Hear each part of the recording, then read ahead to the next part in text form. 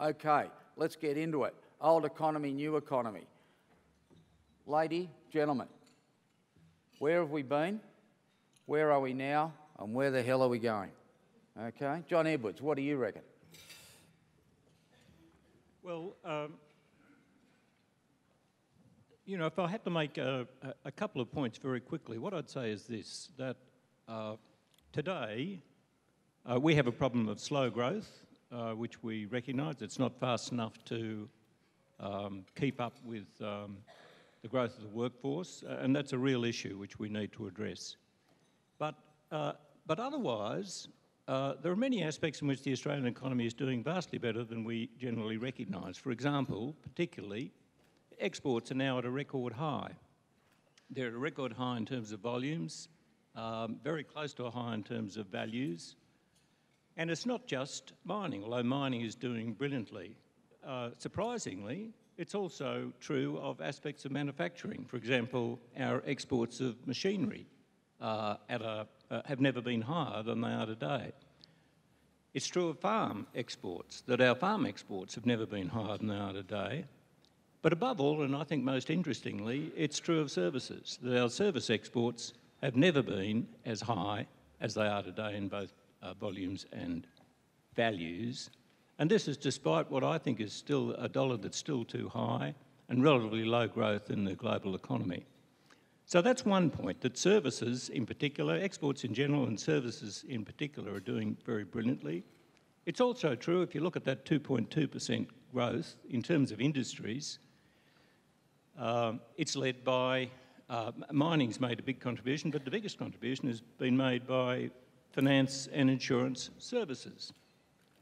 So we have a situation, Stephen, now where our most brilliant export in terms of growth is services, where services is leading the economy, where services, of course, accounts for most of employment.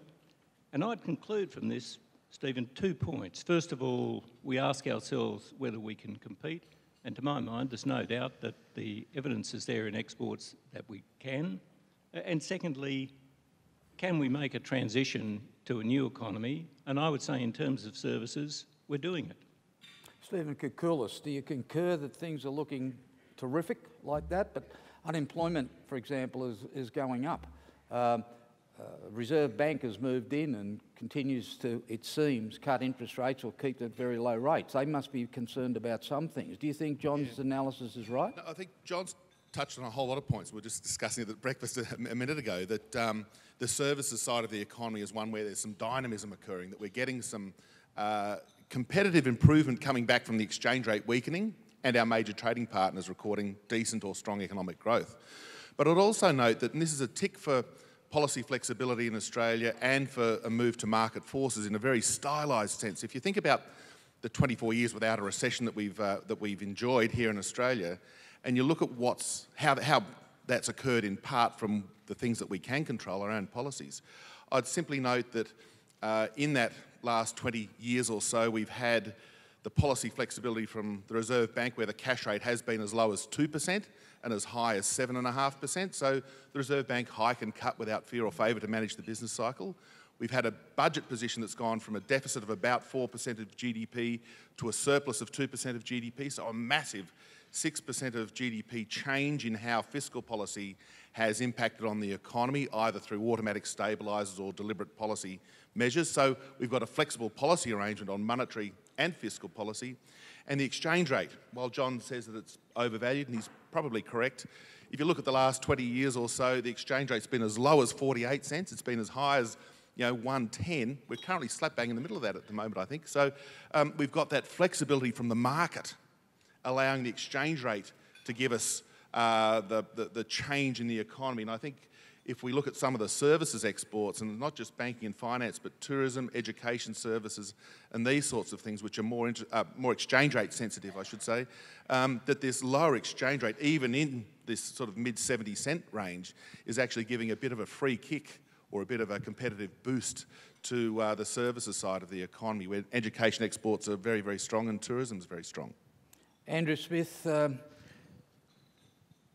people have commented around what's happening with the resources sector in Australia in recent times.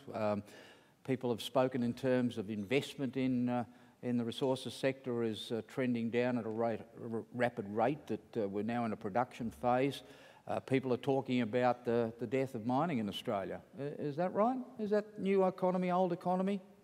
Look, clearly we're transitioning out of the construction phase in the resource sector, and whether that's mining or oil and gas, and we're looking forward to getting into the production phase, because whilst the number of jobs involved in production is much lower, the income streams are much higher to the country and to the companies involved, and there's some good long-term jobs coming through that sector, replacing some of the jobs that have gone from the traditional manufacturing sector.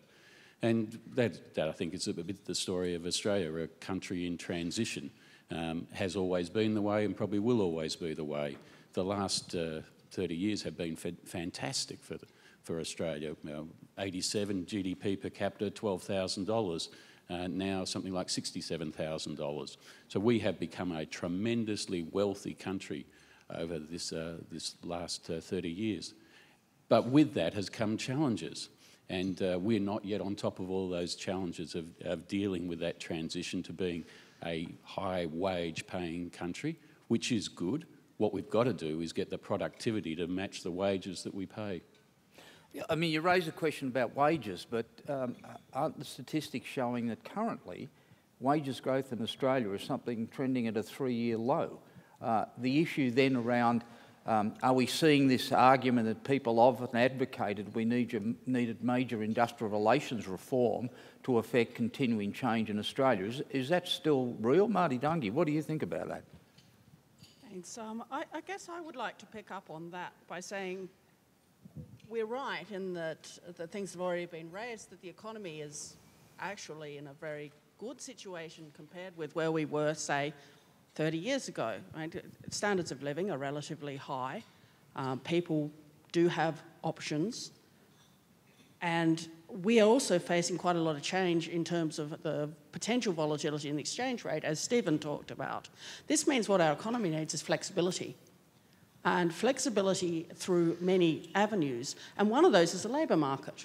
So it's not just about productivity per se, it's about the flexibility to move our resources from one area, our labour resources from one area to another area, without there being undue costs of that transaction. And that transmission between one area and another needs to happen in a way that doesn't require us to fund it all by the government or fund it all by the private enterprise. We need to somehow work out some ways of sharing these costs. And actually, when you think about it, I know all of you who employ people who are 35 years or under know that the expectation of that group, and certainly of the students whom I teach, is not that they're going to take a job and stick with it for 10 years even. They're looking for pathways. They're looking for careers that offer something that's different and something that is part of their life experience. So I think that the challenge for us in the labour market really is about how do we reform our labour practices to accommodate the desires of both industry and labour in a way that enhances the productivity of the entire economy, but without necessarily saying, and you shall produce more widgets per hour. So that would be my example of that. Ross Garnaut, the Prime Minister, when elected, said that he wanted to be known as the Infrastructure Prime Minister. If we're talking about new economy, old economy, if we're talking about the investment phase that can assist Australia perhaps attacking the deficit problem as it currently is, where do we go with infrastructure? How critically important is that going to be, and what needs to happen to meet the Prime Minister's objective of being known as the Infrastructure Prime Minister? Stephen, I'll make a couple of points and then make the infrastructure points. The non-resource exports in the last dozen years have been very weak compared with 83 to 2003. Total export performance now is strong, but overwhelmingly in volume terms, that's resources. And for resources, it's what the great international economist defined half a century ago as immiserizing growth. That's the name that Johnson and Bhagwati gave to it, where you get such strong growth in export volumes that total value falls because of falls in export prices. We've got very big economic problems. The whole developed world's got a productivity problem in the 21st century, productivity growth everywhere in the developed world well below last century. Australia is bottom of the OECD, bottom of a weak league, and it's been weaker the last couple of years than earlier in the 21st century. The chairman of the Productivity Commission, Peter Harris, made a presentation on that at the Melbourne Economic Forum last week. We've got a very large budget deficit as a share of GDP, despite the fact that now is not a low point in the cycle, and it took pretty unrealistic projections about the future to get the budget deficit as low as it is. We do have to deal with the productivity problem, and it's a big and a hard one. The agenda's a very long one. A lot of the issues have been well defined. The problem is political culture. That's hard. One thing that should be easy is infrastructure, because I think there's a reform there that doesn't require wholesale reform of federal-state relations. It doesn't require support in the Senate. The simple thing I'd do is establish Infrastructure Australia as an entity with real professional capacity and clout and independence. I'd let the Commonwealth or the states or private parties put projects for evaluation to that independent body. I'd have the Commonwealth get right out of the field of selecting and managing infrastructure projects. It's a state constitutional responsibility, at least the big urban infrastructure questions that are our big productivity problem. I'd have the Commonwealth grant the states access to its balance sheet for a certain proportion, say half of any infrastructure project that had passed the Commonwealth Infrastructure Authority's evaluation, that had positive benefit cost analysis, and I'd let the states get on with the job. I think we quickly get a big acceleration of infrastructure investment that we need. We'd get better investment. We wouldn't get repeats of the current situation where the Commonwealth is insisting on development of a project with a large negative benefit cost ratio. Stephen Koukoulas, your experience in respect of that particular issue, if Ross is right, if it's about government getting out of the way, we've been hearing about the opportunities for infrastructure investment forever. People have talked about the billions of dollars that are locked up in superannuation funds as a potential source forever. Why doesn't it happen? I'm not sure why it doesn't happen, because I think Ross and most people are right when they look at infrastructure as being a way of not only improving the long-run productivity of the economy. If you've got better roads, better rail, better airports, better power generation and these sorts of things, among many others, that you are going to get a stronger rate of growth and higher productivity when those things are finished. But you've also got the benefit of helping your economy while they're being built. The problem that we've confronted, and it's been one over the last 5 years, perhaps a little bit more than that, is where's the money coming from? We've got this dreadful, dreadful obsession with debt and deficit, and that debt and deficit's bad. So while we can easily identify that we need to spend multiple tens of billions of dollars, it would be, whether it's Commonwealth or state, I'm not quite sure whether that really is all that important. And you're touching on the superannuation, the $2 trillion that are there that are currently not finding their way into funding infrastructure spending. The question, the political question, the political sand in the gearbox is that where's the money coming from? And it's a dreadful, dreadful problem. And Ross did touch on our moderately high budget deficit and these sorts of things. But if any government, state, federal, wanted to raise money to spend on infrastructure, there's a risk that the problem, we saw it with the NBN, we've seen it with some of the issues going on in New South Wales with their infrastructure program. Where's the money coming from? What's it mean for your credit rating? Are you going to lose your AAA credit rating? And these sorts of things. And I think that's the constraint. We've got to just get move away, if you like, from where's the money coming from, running up some debt, or look at other means of how it's going to be funded, either through the public tax system or, as you touched on there, through superannuation. Superannuation fund managers tend not to like investing their money for a long run in a relatively low return investment, infrastructure, where you're not sure where the return's going to be. You won't get the return for another 10 years. Second Sydney Airport's not going to be functioning for another 10 years. That's a long time horizon. John Edwards, you've had a variety of roles over a period of time, and currently, as well as being a very distinguished member of CEDA's Board of Directors, are on the board of the RBA. The Governor recently made a contribution, I think it was in Queensland, about and seemed to be interpreted as expressing his frustration at things not moving at a pace that he would like to see, and indicated probably that the impact that the Reserve Bank might have has somewhat now reached its limit. Again, some interpretations have been put on it that way. From your experience, and I know that you don't speak for the Governor, but these issues about new economy, you've talked about services industries. Andrew's talked about what's happened in the resources sector, absolutely. But if we're looking for sources of funding, if we're looking for infrastructure projects to go forward, from your experience, how do we do this? How do we manage that? What do we need to do to encourage people to invest in the sorts of infrastructure that we need now? Well, I see Nick Reiner's in the audience with us today, and I stand to be corrected. But my sense is that actually funding infrastructure is not the big problem. That, you know, if you have a good vehicle, if you have a good project, if you have a good means of returning the revenue, raising the funding is not the big issue we face. The big issue we face is, for example, deciding between public transport and private transport. In cases of all roads projects, huge issues in terms of getting the necessary land and planning approvals.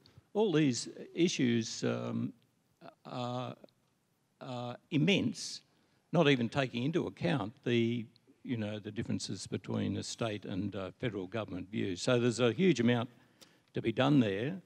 I agree with Ross that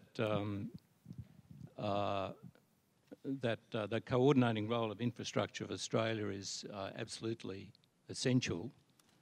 But I don't think I really don't think it's a funding issue.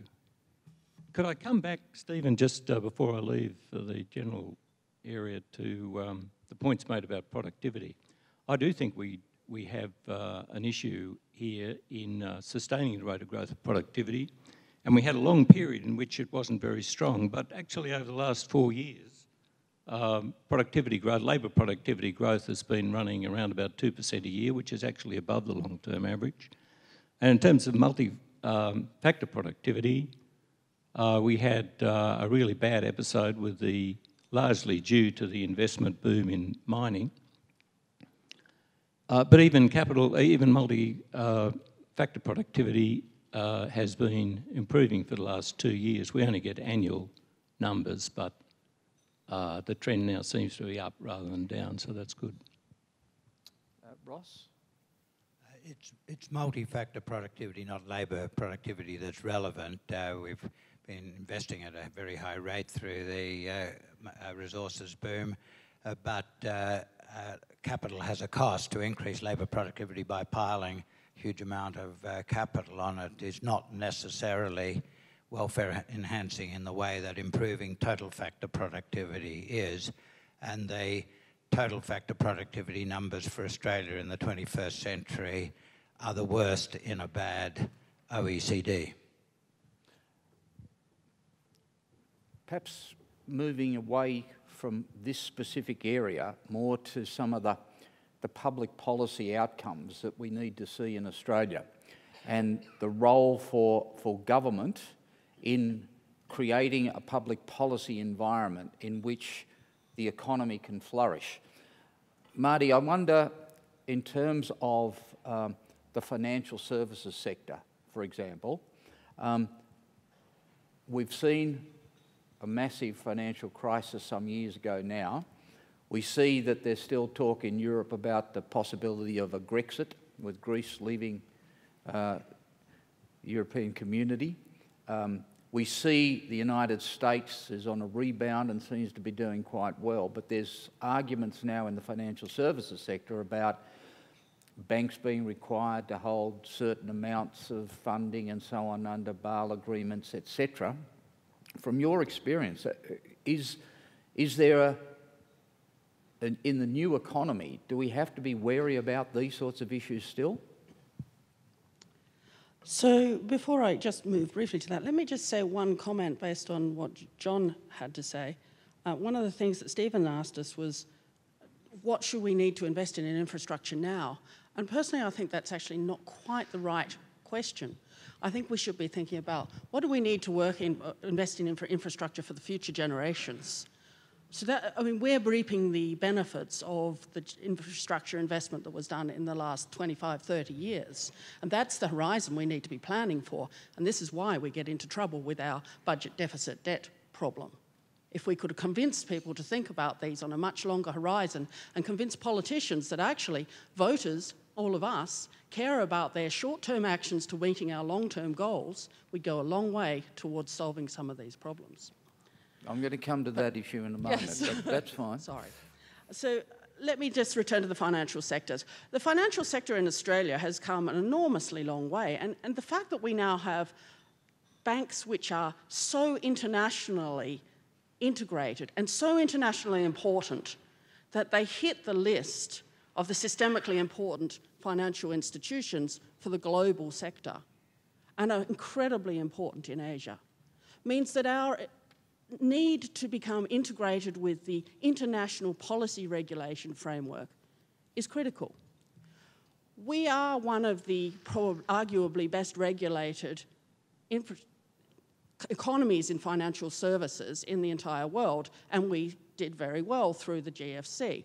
But that doesn't mean that we should be complacent, because we also at the same time had the luck of having a lovely minerals boom to help us get through this problem.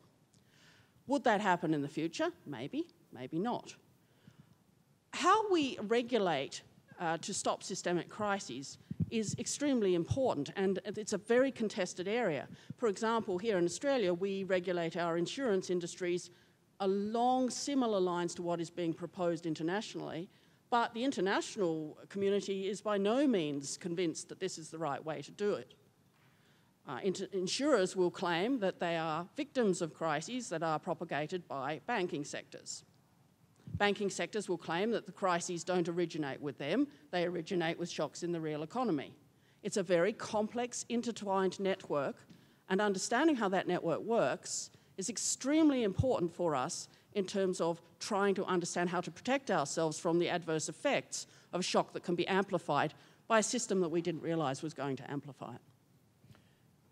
I'd like to then come to that point about the public policy question and what needs to happen for the future. Andrew, you've seen the ebbing and flowing of the development of public policy around the resources industry for some time. What are some of the lessons, I think, that we need to learn from the experience of the resources sector in preparing Australia's economic future?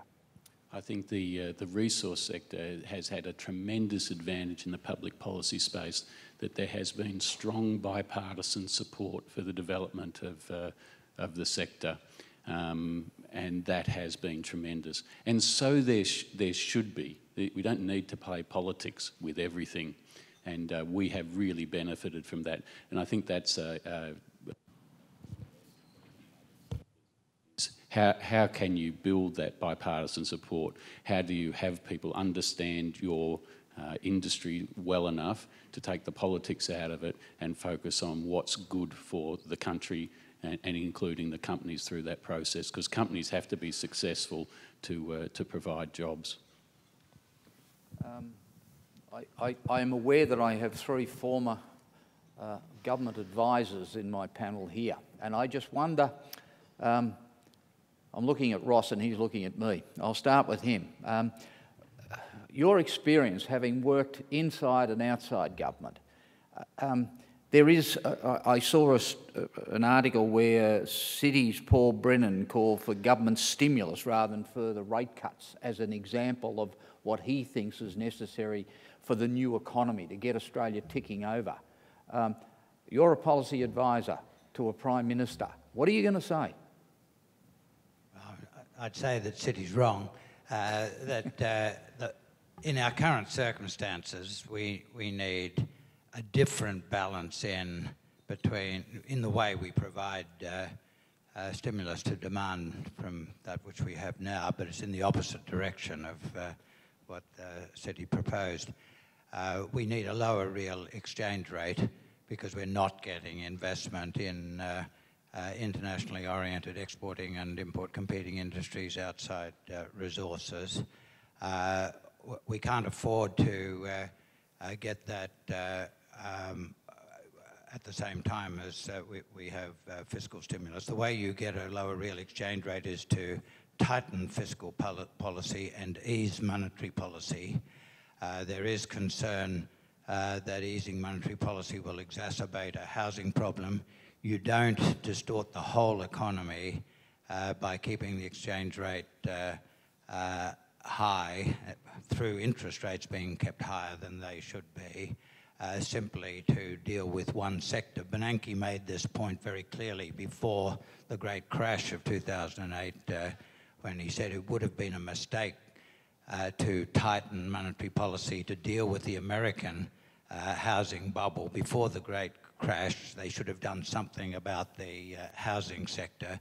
We should have a firmer budget policy, easier money, and macroprudential arrangements, starting with the Murray Commission's proposal for substantially higher capital adequacy requirements for lending to housing. Stephen Koukoulas, your views on this? I mean, I preface this by saying that every change in government, they undertake a series of reviews. I think the current government had or have about 36 out there at the moment in significant areas of the Australian economy. Clearly, an economy in transition, economy that is changing dramatically. You're a ministerial advisor, not now, I'm saying you, if you were a ministerial advisor. Never again. And you were advising, say, a Prime Minister, like myself, what would you say? Yeah, look, I think the conversation's been really enlightening in terms of some of the... We're dealing with some short-term as well as some long-term issues. We know the economy is a bit sluggish, it's underperforming, unemployment, as you touched on earlier, is creeping back to 6% and above, and that's too high. So there's still this short-term issue, but one of the longer-run issues, and I think Marty touched on this earlier too, is that we've got to be aware that some money spent now to help the economy can also yield benefits in the longer run, and one that's, I think, dear to my heart and other people's heart, and what I'd be telling any minister that I was ever going to talk to ever again, would be things like education and things like that are very, very important. And again, Marty touched on the long-run benefit of some spending today, if you like, and just think of if we were to go down to the path and underfund preschool education, we won't know for another 15 years that those people can't read and write and don't have the flexibility to enter the labour market because they're 5 and 6 and they've got to go work their way through the education system. So the lags between spending money on some parts of the economy and their benefits to productivity can be decades, 10 years, 15 years, and education's perhaps one of those examples. But in the short term, again, it is possible to allow that combination of fiscal and monetary policy to work together. And there is a trade-off between tight fiscal and easy monetary policy. And when your economy's doing okay, you actually, and you think your exchange rate's overvalued, and this is what the previous government tried to do, fell short because of unexpected falls in the terms of trade, but is to tighten fiscal policy as early as you can, try to move back to a balanced budget if the economy's strong enough to withstand it, and allow our friends at the RBA to have monetary policy easier than it would otherwise be. It allows your exchange rate to fall and you get the benefits occurring to your traded side of the economy. So, look, the other thing to remember, of course, is that these things don't happen overnight. We've unfortunately got a 3-year electoral cycle, so dare I say it, the best economic thinking is often overwhelmed by political actions. Okay, look, on that political dimension, I know people have commented already here around the question of the electoral cycle, bipartisanship, and Andrew's comments around the resources sector and having pretty much a bipartisan approach to policy there, not in every aspect of it. I just remind you of the mining tax, but there were other, generally there has been, I know we've had both the Minister and the Shadow Minister in Resources come to CEDA forums such as this, and there's you know, a cigarette paper that splits them in terms of the policy that they would adopt. So from that perspective, that looks all very nice. 1 minute each across the panel, new economy. What's Australia going to look like in 20 years' time? John Edwards. Well, it's going to be, in my view, even more of a services economy than it is today. And if we do it right, we'll be exporting services in an even bigger way than we are today. And to do it right means that we have to attend to removing any barriers that we discover to the export of services, and it's very relevant, I think, that the Productivity Commission is now having an inquiry into just that subject, which I don't think is getting quite the attention it deserves. I think that's the kind of economy will be, and we're very well positioned, I think, to become that economy, and the major, in my view, absolutely fundamental issue that we need to face in the long term is to make sure that our standards in education and training are not only as good as they are today, but considerably better. Marty? I would use one word for where I would like us to be, which is nimble. I'd like us to be able to be more flexible and able to respond to what's going to be an ever increasingly fast-paced, changing global environment. And I agree with John that education is key to this. But I think education is key to this in more than just the idea of skills. I think we need to promote a social debate about the long-term consequences and pathways of the decisions we might make and involve everybody in society about that decision. And that increasingly involves, to me, part of the curriculum of the way in which we educate people being about social and science type of issues that they're going to have to face in their lifetime in making choices. I think at the moment we do too much of division. This is science, this is how you make hypothesis-based decisions, this is social science, this is arts. We need to bring these creative forces together so that there's a broadening of education and understanding of both the issues and the processes by which we make decisions and participate in an economy. And that way there will be more pressure on the political agenda to meet the needs of the society. We'll be older. The society will have a much changed demographic where people have to work longer, if possible, because we're living longer, and that's a great thing, I think. But the question comes is how we're going to pay for it, how are we going to adapt society where we can accommodate in jobs, perhaps services jobs, of this ageing population. The other issue is one that obviously we haven't had time to touch on is demographics and population growth, the congestion issues that are in the big cities.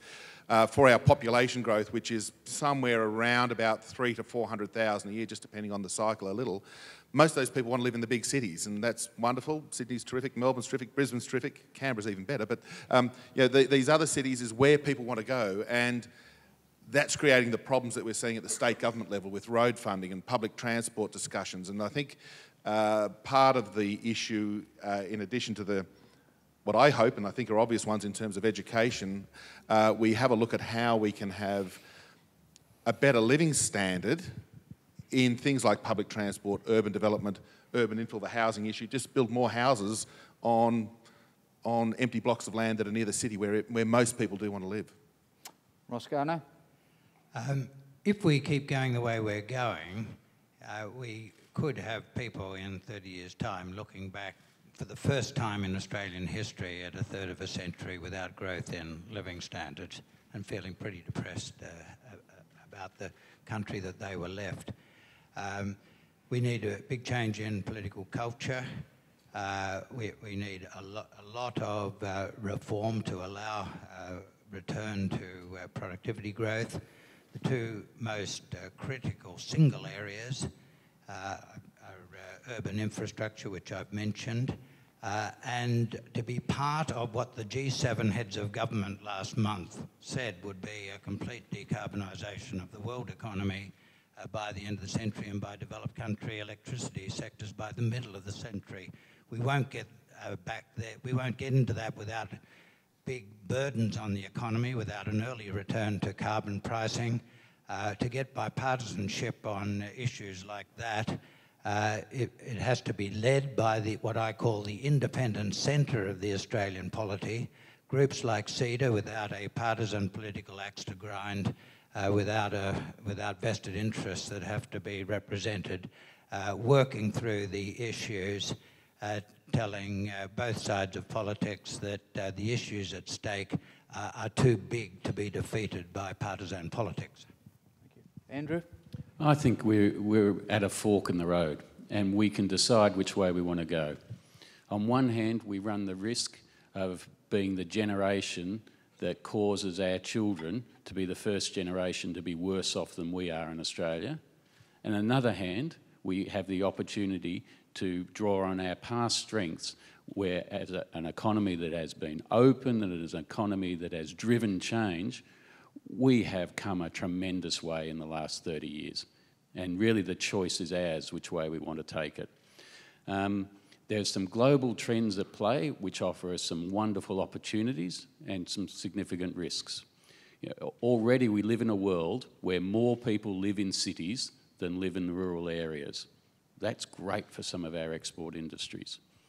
Question is, will we take advantage of that? Question is, will we provide jobs for our children? Question is, will we stand up and deal with the climate challenge? So it's a fascinating time, and it's in our hands which way we go.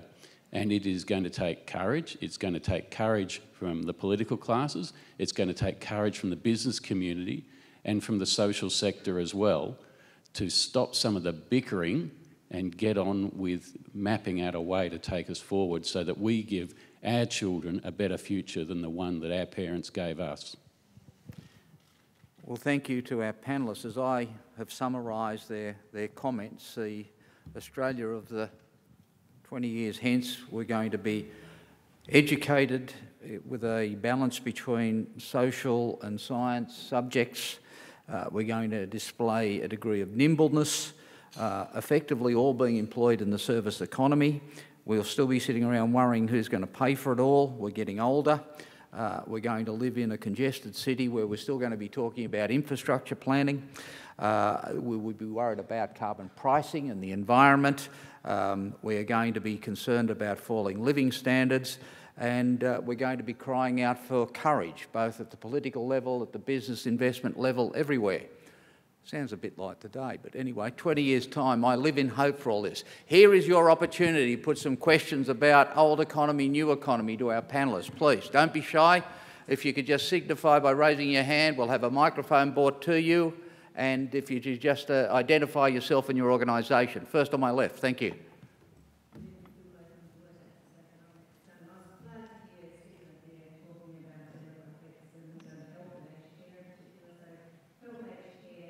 Community services, disability services, about 14 and 15% of the economy currently, and set to increase to over 20% by the middle of the century. So if we're thinking about future Australia, we certainly have to think about that sector as well as infrastructure and electricity and so on. And my question really is, why haven't we been talking about digital technologies and the enablers that we might have in digital, and particularly in the transformation of workforce, in developing skilled efficiencies of learning rather than efficiencies that come from economies of scale, and the other enablers that technology can bring in the future for Australia? Skills, technology. I could answer it because we put the report out last week, but, you know, there we go. Well, Australia's not doing as well as it should be in terms of the education we give our school kids and preschool kids in particular. We're not competitive with the best in Asia, and that's the relevant competition for us if we're looking ahead a generation. So we should recognise that we've got a fair bit of catching up to do. Marty, please, you're in the sector. Yes, well, skills and technology, but I also think you raised a very valid point about the multiple roles that many people who are actually in the workforce are taking, and our need to actually be able to accommodate both caring and services for age and for education, and make sure that there are quality services in both cases, but also to acknowledge the flexibility that people caught in the need. You know, all of us are in the situation, really, where we have multiple generations either side of us for whom we have responsibilities. And we need to work out ways to harness that aspect productively in our work practices. So I don't think that we can address this just by skills, and I don't think we can address this just by workplace practices. I think we need to combine both of these issues and think creatively about how it might go forward.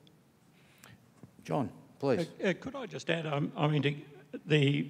Australia does have a very good education system by international standards, or, you know, but one thing we're not good at is this, that whilst we have reasonable attainment from our school system, within it we have extremely good attainment for 3/4 of students and very, very poor attainment for 1/4 of them. And this is really what the Gonski report addressed, that the most efficient way in which we can improve our education performance is by attending to the underperformance of that 1/4 of students who are doing very poorly internationally. And I think it was very disappointing to see in the Financial Review this morning that, or the Herald, I think it was, that the education debate we're now expected to have is filtered entirely through an issue of federal-state relations, not of the educational outcomes we want to attain. Thank you. Michael Knox, Morgan's Financial Limited. My question is to Marty Dungey. Marty, you're the most highly qualified forecaster in the country. In Glenn Stevens, when he spoke recently to the Economic Society of Australia in Brisbane, said that forecasting is really just educated guesswork. What would you say about the future of educated guesswork? Thanks, Michael. Forecasting is an issue that comes to the heart of the complexity of the systems with which we work. Nobody really expects that the forecasts around climate change are going to be precise.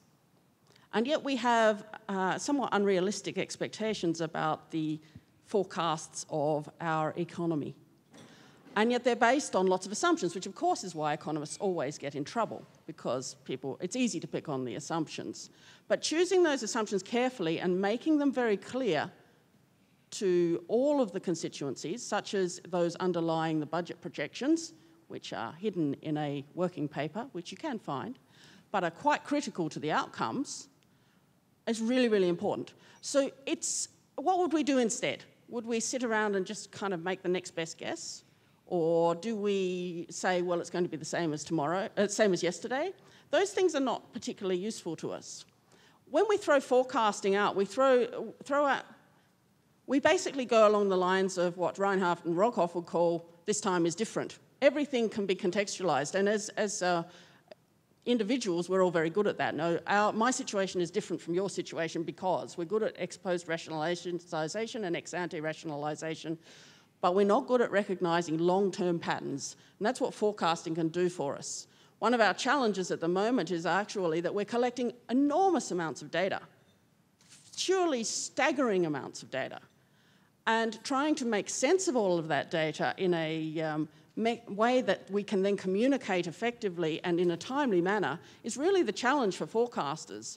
The future of forecasting, I think, is relatively bright, and educated guesswork might be one way of describing it, but I think the emphasis is on educated.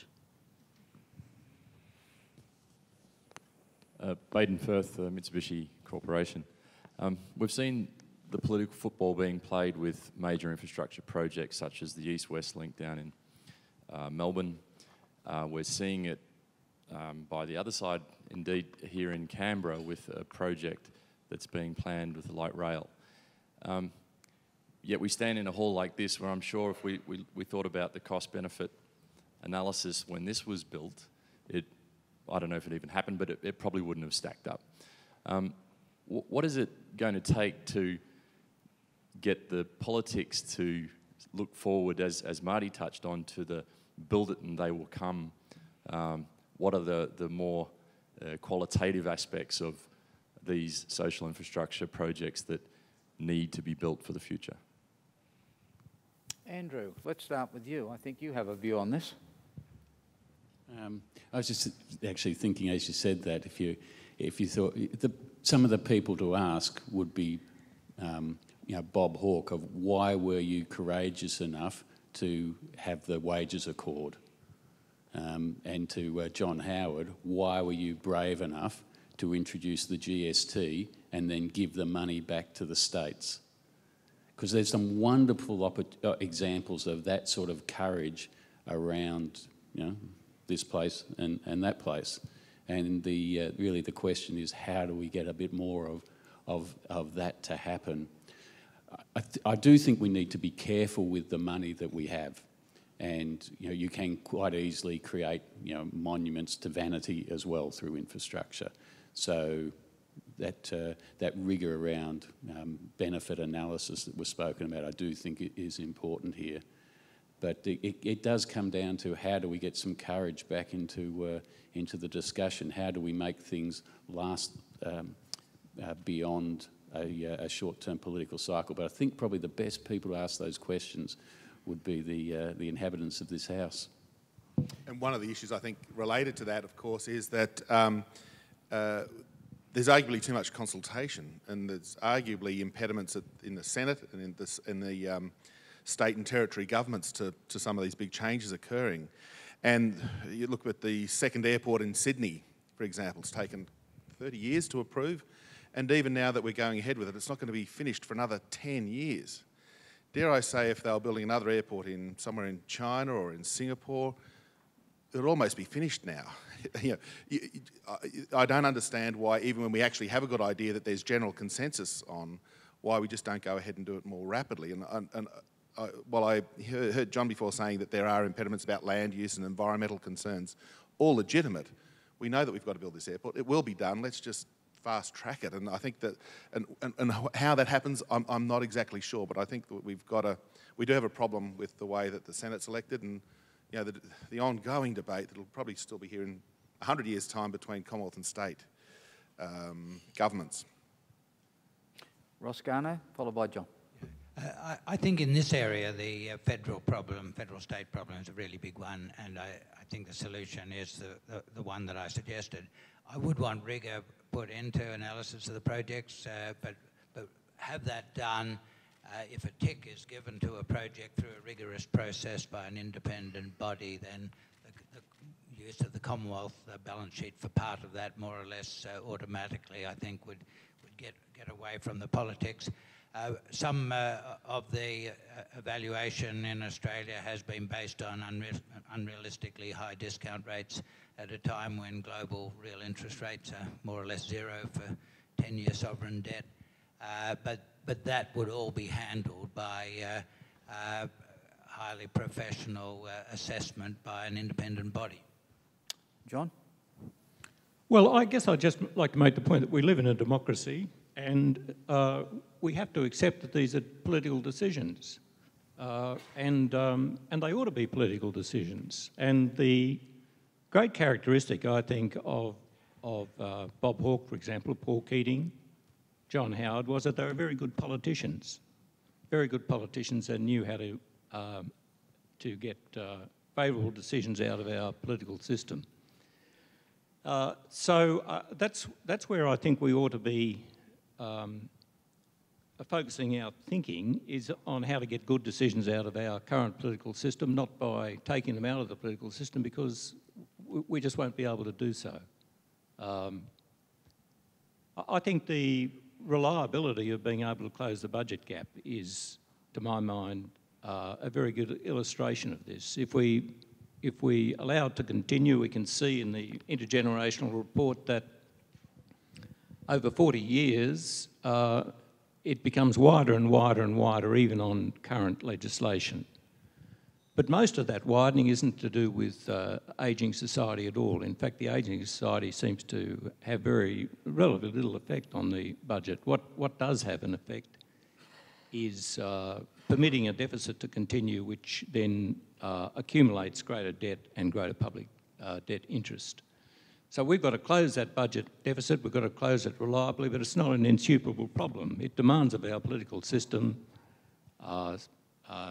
tax enhancements and spending cuts really of the order of 0.5% of GDP in the next 10 to 15 years. We can do it, it's not insuperable, and I think we probably will do it. And of course, Hawke and Keating had terrific members of government behind them. But look, we've actually come to the end of this panel. I think there are some terrific takeouts that are setting the scene for the rest of our conference.